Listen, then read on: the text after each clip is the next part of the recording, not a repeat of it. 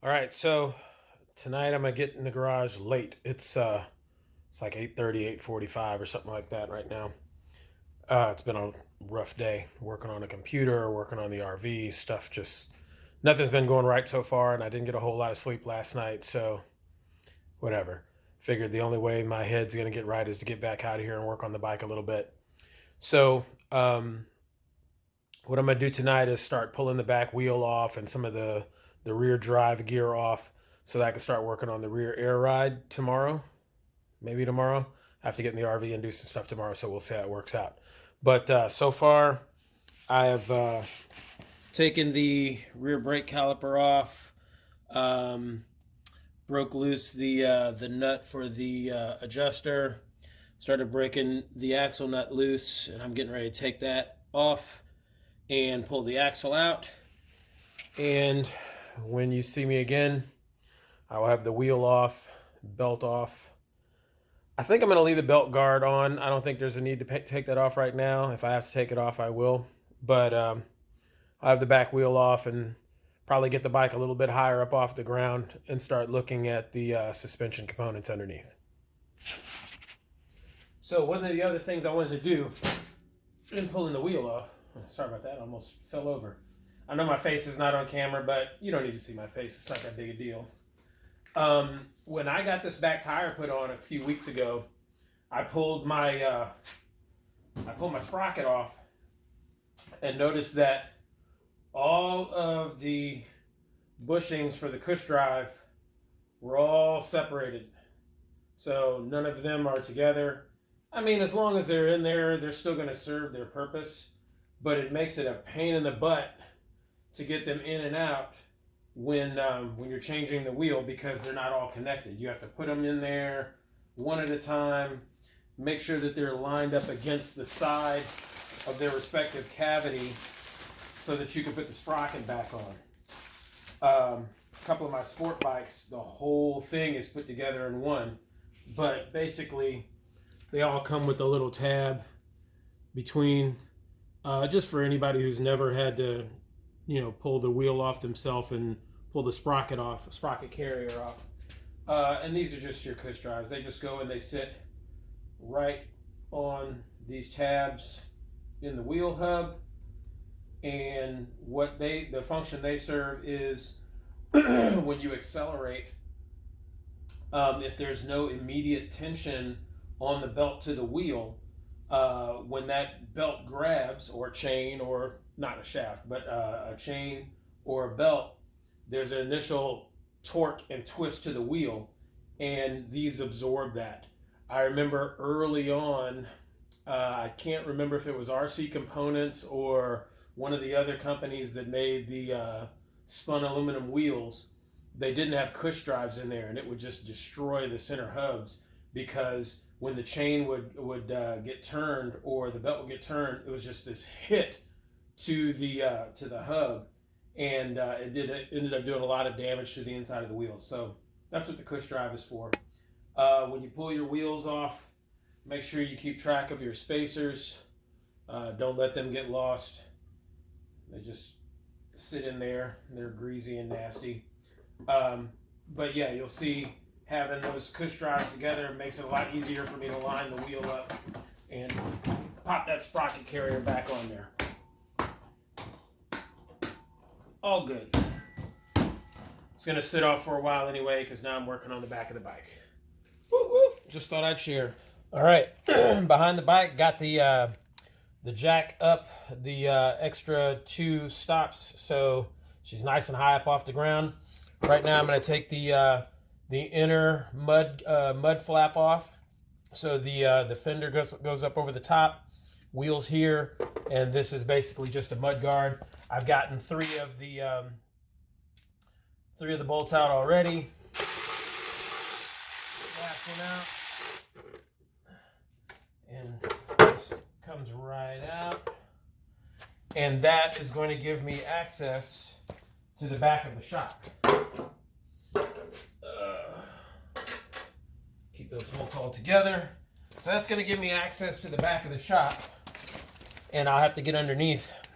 So this is the pivot. What I'm going to do is take my mounts for my dog bones off here. Let me see if I can get the camera in here a bit closer. Take the mounts to my dog bones out. This is the lower shock mount. I guess lower and upper is kind of thrown off with it being horizontal.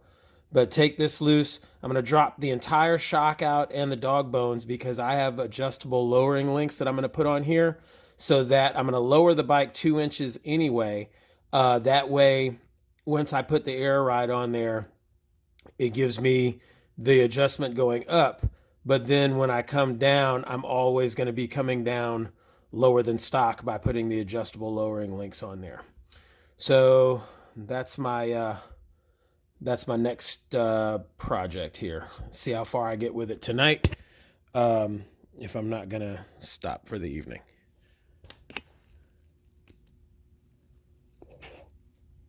All right, so I'm taking this information straight from the manual. The way I was pointing it out, going right to the rear of the shock, is not the way I'm gonna have to do it. So obviously the exhaust and everything is off. Wheel is already off, so that's no big deal. And the book says you can actually take the swing arm and the rear suspension off as one unit and disassemble after that. I'm not about to try to pull all that off. So I had to start off by taking the horn off. There's just two 10mm bolts here, and the horn was sitting here. There's a connector. And then if you look right here, that is the bolt for the rear suspension. Obviously it goes all the way through, and the nut is on this side here. So I'll go over there and take that nut off, and there's probably a washer on there too. Pop that through, pull this bolt out, and then the whole thing should drop down. I have to kind of suspend it there for a second and then go to the back and take the rear stuff loose in order to get the entire shock out. So that's going to be the process to get all that out. All right, so I just pulled the front bolt out of the shock. Just came out through the side. I took a long punch from that side and just tapped on the bolt until it came all the way out. Then of course that means the swing arm was sitting on the edge of the punch. And you'll notice the shock is not hanging down here, which you have to do because it's resting on the front part of the swing arm. If you lift up the swing arm, the whole thing will drop. It's just resting on a little ledge up here. So now I'm just going to take a zip tie or something and support this up here so that there's so it's not hanging. And then I'll go ahead and take the bolts loose from the back. All right, guys, so sorry. I was filming this yesterday and didn't realize that my phone's memory was full. And so I got to go back and see if I can retell the story that I tried to tell last night. But hopefully I'm not beyond where I took things out. Anyway, so I made my life way harder than it needed to be when I was taking the shock out. I just basically, because I was misreading what it said in the manual. So up front, up there was the bolt at the front, or the upper bolt of the shock. Took the nut off the right side, took that off, pressed the bolt all the way out using that punch right there. And then I was doing all this stuff with the pivot bolt here, the shock bolt that was here, when all I needed to do was take the lower mounting bolt out, and the entire thing came out. The arms, the shock, the pivot, everything came out. And then I had it on the side where you can see I've taken it apart. So what I've got is these lowering links. And so they came in pieces like this. So I put this one together, and when it's the same length as the stock dog bone, that's stock height. And for every inch that I want to lower the bike, I turn the bolts there and the threaded rod there. Every 1/4 inch there is a 1/4 inch lowering, so on and so forth. So with the lowering link the same length as stock, it is the same height as stock. For every 1/4 inch longer I make that link, it's about 1 inch in lowering. So if I want to lower the bike 2 inches from stock, I'm going to lengthen this one 1 inch by turning out the bolts there and locking them in place. As you can see how long they are, you could, have this thing sitting on the ground. I mean, obviously the swing arm is going to stop you at a certain point. But yeah, that's what I'm going to do is I'm going to turn that out about 1/2 inch this way, and that'll give me about 2 inches of lowering in the back. So the joys of fabricating your own things is that, there's always lessons to be learned and things that could go wrong. So in this case, these are the 2 air cylinders I have that I'm going to use, one of which I was going to use for the rear air ride. Now, the way this mounts in is this goes into the upper or front shock mount, and then you have a clevis that goes onto the back, which mounts just like the stock shock at the rear mounting point. Now, 2 things. Since this is going to mount to the shock like so, the problem becomes the air inlet is on the side. And what is also on the side is the links. So I'm going to do some measuring. If I have enough space to put my 90-degree elbow here, or it may go up, not really sure which direction I'm going to go yet. Going down would keep it to a narrower part of the link. Then I may be able to use this. But if it turns out that I don't have enough distance side to side to use this, I'm going to have another one of these made with the air inlet port on the top or at an angle here. The cool thing is that, you go right to Bimba or a couple of other companies that make air cylinders, and these things will cost you like $180 to have it built, as opposed to buying the big bore, which, if you look at a big bore cylinder, it looks really similar to this, and spending, $400 just for the air cylinder. And, if you want the entire air ride package, it's going to run you up around $600, $700. Now, this clevis actually came off of a Honda Goldwing shock, which is sitting over there on my table. And the cool thing is the width here of this opening is identical to the stock shock. Difference is the hole location is far lower. On a stock shock, it's up here. So what I will do is put this on my drill press and drill another hole where it needs to be, and then take my my bandsaw and just cut the ends of it off here, so I don't have all the excess. But then that will be my clevis, which will mount to the bottom of here. Air nipples will come out of the side, and then run the air to the compressor, to a blow-off valve, to an actuator. So there's several things that are all in line with the air cylinder for the air ride system. But anyway, just wanted to show you. So I was mentioning the potential problem with, well, not potential, what would be a problem with using this air cylinder for my air ride. As you can see, the port is in line, or is mounted the same way that the mounting bolt is. So it comes out of the side of the cylinder. Now, even though this is a swivel, I can turn it to have the airline route anywhere I want it to go. The problem is this sits right next to the links for the suspension, in this case lowering links, and there is so little clearance or tolerance on each side that it actually wouldn't clear the lines. I'd have to put this thing next to this stock setup for you to see what it looks like, but basically that's how it would go. But obviously that's not going to work. So the one that I have coming actually has the port here, and like I said, I'll have to look underneath and see whether it's going to come out of the top or come out of the bottom, which one is going to work better. But that's what's going to be happening with the air cylinder. What's happening, everybody? Waiting for some parts to come in. Gotta change the order of things. I got my list over there that I've had to modify a couple of times because of parts and stuff not fitting right and having to order things. I may actually make a change and not do an air cylinder and go with an airbag for the rear suspension. I already contacted Bimba about getting a custom-made cylinder. The cylinder would work if I rotate those ports you saw in the other clip. If I rotate the ports 90 degrees, it'll work. But I was actually seeing if I get one custom-made with those ports rotated 45 degrees, which would make it work and give me greater access to the air nipples. So we'll see. It's about $185. For me to do an airbag is going to require me to cut some 1/4 inch or 3/16 inch plate and bend it and weld it up to the swing arm in order to mount the airbag.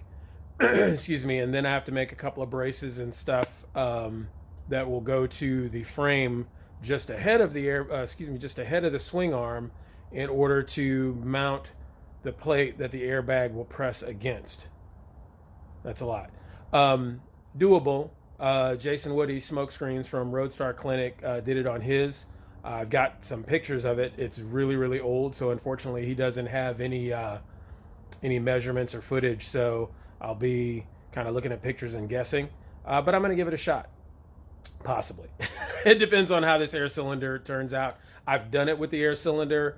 I know how it works. I've got all of the parts I need. It's just that the air cylinder I have is unfortunately not. Neither of the air cylinders I have are going to work because of the orientation of the cylinder to the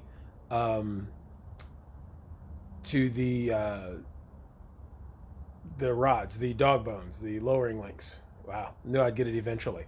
So wifey is going for a walk with a friend of ours, so I decided to get out into her woodshed and start to kind of create the prototypes for my front fender. I know that's a little farther down the list, but I had a few minutes and I knew it wasn't going to take long just to get this part out. So I'm just going to show you what I got so far. So what I've done so far is I just took some scrap 3/4 inch by 1 that we had out in the wood shop, and I measured my distance center to center on the stock fender mounting brackets. I measured the actual width of the fender tab. I drilled holes in this wood to match up. As you can see, I've got 1 bolt in there mounted up in the stock fender location. And I've got holes drilled in the wood in the back, which kind of doesn't make sense just yet because the fender's not cut to the length I need. But I wanted to get an idea of how much metal I would have to work with. And so what I'm going to do is the holes for the fender bolts, I'm going to go in about 1/2 inch. I'm going to have this cut out of, milled out of billet aluminum. I'm going to go in about 1/2 inch from the front for the stock fender mounting locations for those bolts. And from the back side, the holes are going to be closer together for the actual fender tab. And I'm going to go a 1/2 inch in from the back for the bolts for the fender. So when it mounts up, there'll be 2 bolts going in from the outside into that billet adapter, and 2 bolts from inside the fender going into the adapter from the inside. So neither of the bolts will go all the way through. I'll probably, when I get it milled, or heaven forbid, try to do it myself, maybe I'll put a design in it or something, put some flutes in it to lighten it up a bit. But 60-61 in a piece that big, it's only 0.8 inches thick, just slightly thicker than 3/4 inch, and it's only a little over 5 inches long, and about, as you can see over here where I've got the marker drawn, it's only going to be about 1 inch up and down. So it's not going to be a huge piece of material. I looked online at a lot of the ready-made brackets that are sold on eBay and whatnot, just to kind of use as a prototype to work with and see if maybe I could retap one to make it work. Unfortunately, they're all only about 3.5 inches long. And our stock mounting points, the holes are just about 4.35 inches on center. So those wouldn't work. So I'll make it happen, and it'll be just another fun piece of the project. Talk to you soon.